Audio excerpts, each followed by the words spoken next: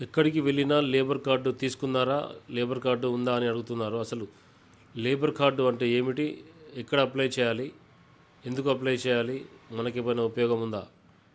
Telangana government labour department ద్వారా లేబర్లకు చేసే benefits ఉన్నాయా, ఇన్సూరెన్స్ ఎంత,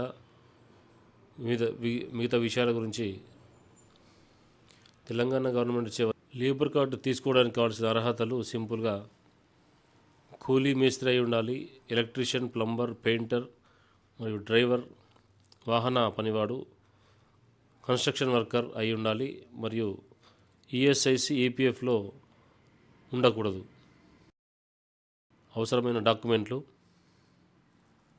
Aadhaar card, ration card, bank passbook, IFSC account number, 2 passport size ఫోటోలు, age proof, Aadhaar, birth certificate, address proof, electricity bill, మిగతావి.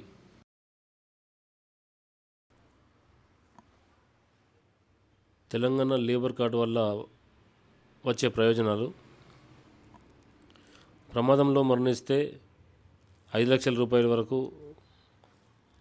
సహజ మరణం నేచురల్ డెత్ 1,30,000, శాశ్వత వికలాంగులు అయితే డిజేబిలిటీ 2,50,000 నుంచి 5 లక్షల వరకు, మరియు తాత్కాలిక వికలాంగుల టెంపరీ డిజేబిలిటీ 20,000 నుంచి 50,000